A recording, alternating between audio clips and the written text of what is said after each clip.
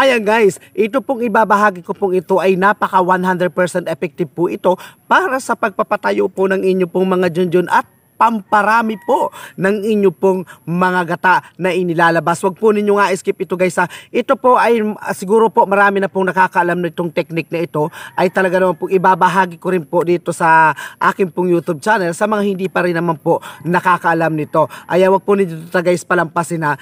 Okay.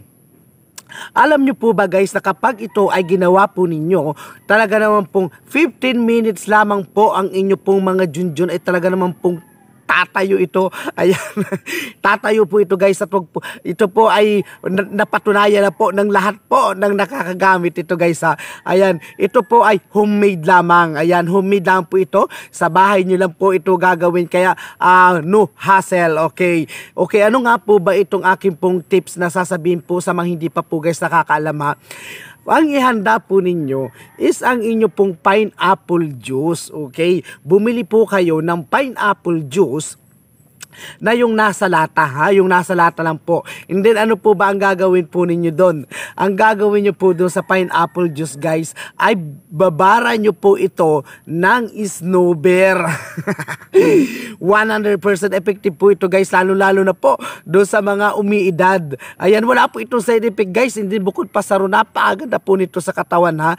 Kaya nga po, no side effect, wala po itong no age limit. Ayan, kahit po kayo ay nasa edad na, lalo na guys yung nasa 45 pataas, ayan, yung hirap na hirap pagpatayo at talaga naman pong nahihirapan po sila na ganahin ang kanila pong mga junjun. Ito po ay the best na talaga naman pong napakarami na po ang nakakatry po nito at talaga naman pong kahit na anong pilit po ninyo na patumbahin o paibalik po ang inyo pong mga inaalagaan ay talaga naman pong tatayo po ito kapag ito ay inyo pong ginawa.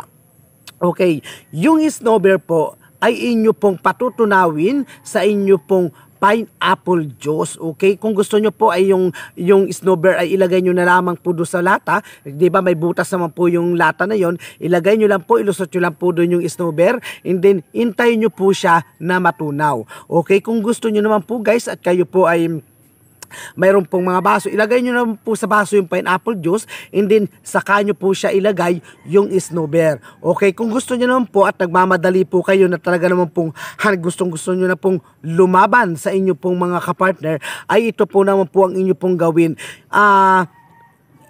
Bago nyo po siya alsayin dun sa pinakang plastic po yung snowbeer, pitpitin nyo po siya, ha? Pitpitin nyo po siya para madurog na po yung pinakang snowbeer at hindi na po kayo maghintay ng matagal para po siya ay mawala. Okay, para po siya ay matunaw. Yan, napakaganda po nito guys. Talaga naman pong 100% effective po nito. Ito po ay doon sa mga hindi po nakakabili o doon sa mga wala pong pambili na tulad po ng akin pong ibinebenta.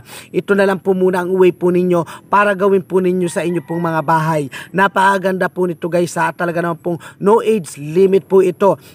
Talaga naman pong tatayo at talaga naman pong hindi siya mapipigilan sa anumbang laban. And then bukod pa sa rong guys, ito po ay pampatagal. Okay, pampatagal ng inyo pong mga laban ng iyo pong kapartner. Napakaganda po nito guys ha. Napakaganda po nito guys. At napakarami na po ng mga sumubok ng ganitong yung snowbeer at saka nga po yung pineapple juice. Okay, sana po ay may natutuhan na naman po kayo ngayong pong araw at maraming salamat po sa inyo pong lahat.